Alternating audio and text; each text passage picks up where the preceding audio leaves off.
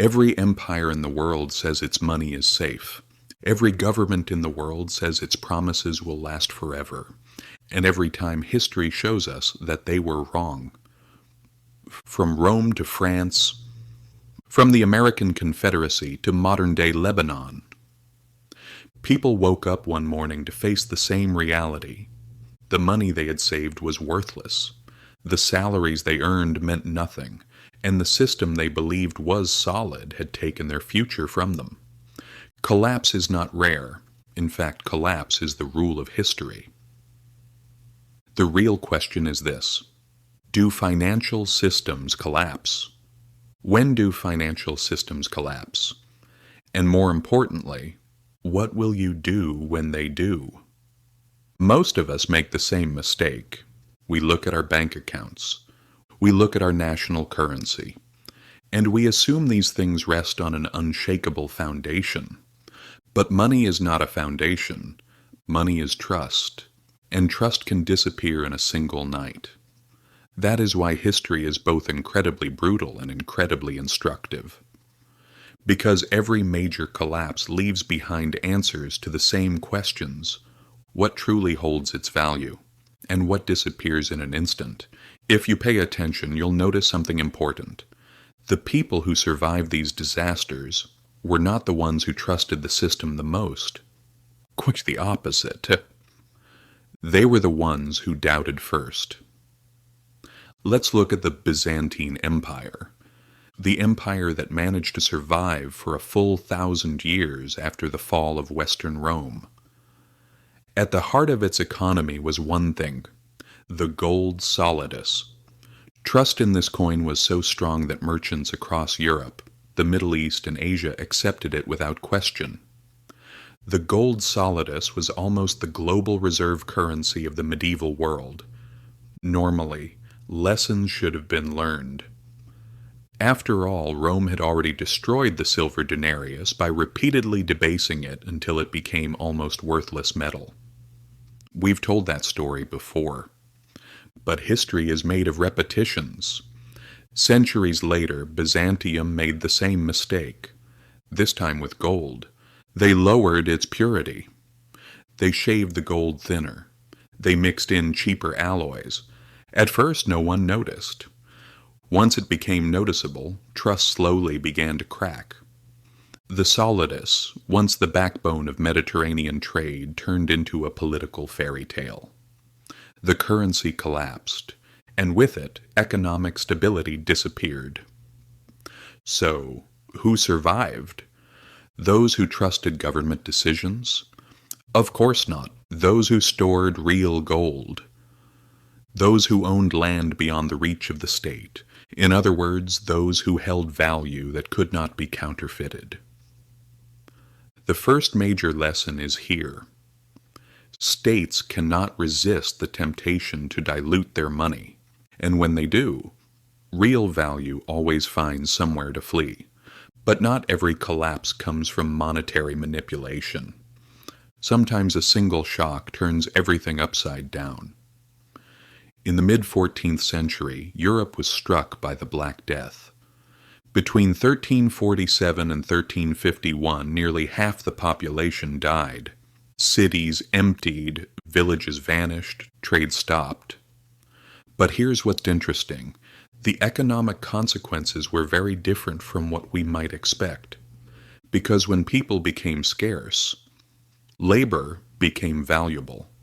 Survivors demanded higher wages. Land was abundant. People were few. Those with liquidity, those with silver, even those who simply had the ability to work, suddenly had a huge advantage. Land that once cost a fortune was sold for almost nothing. There were abandoned houses, empty fields. This was a buyer's market. Sound familiar? We saw the same thing during COVID. Supply chains broke down. Governments printed trillions. Those with liquidity accumulated assets. Those living on wages fell behind. In the United States, housing prices soared. Stock markets recovered quickly. But millions of people worried about how to pay rent. History rhymes. Pandemics always redistribute wealth. Survivors of the Black Death climb the social ladder. Those who exited COVID with cash bought property. The lesson is clear. Crises reward those with reserves. They punish those without them. Now let's look at banks. In the 1340s, Florence was the financial center of Europe. It was home to giant banking families like the Bardi and the Peruzzi. They lent heavily to kings. Their biggest mistake, King Edward III of England. The king defaulted, the banks collapsed, depositors were ruined, trade froze, and everyone learned this lesson. Too big to fail is nothing more than a fairy tale. This lesson was learned in Florence, repeated in 2008 with Lehman Brothers, and lived again in 2019 with Lebanese banks. Institutions do not exist to save you. They exist to make profit. And when they fall, they take you down with them. Now let's turn to the American Civil War. Both the North and the South printed money to fund the war. Greenbacks, graybacks. The result? Inflation. Worthless wages. Money carried in sacks that couldn't buy bread. When the war ended, Confederate currency was dead. What held value? Land, food, gold. America lived through this. Very few people remember it. The French Revolution was no different. Assignats were printed, excessive issuance, inflation. Paper money collapsed. Farmers refused to accept paper. They demanded food or silver. Bread riots returned to Paris. The lesson was the same once again. Promises are only valuable as long as others accept them. The 1997 Asian financial crisis followed the same pattern. Foreign currency debt. Currency collapses. Exploding unemployment. Who won? Those holding dollars. Those who kept assets abroad. Who lost? Those who trusted local currency. And the most recent example, Lebanon.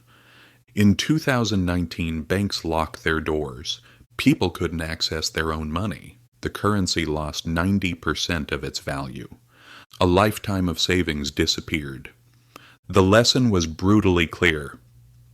The money in your bank is not truly yours. It is a loan that may not be repaid in a crisis. So what's the conclusion? History tells us one thing. The survivors are not those who trust the most. They are the ones who notice first. Real assets, real skills, real production. Money loses meaning.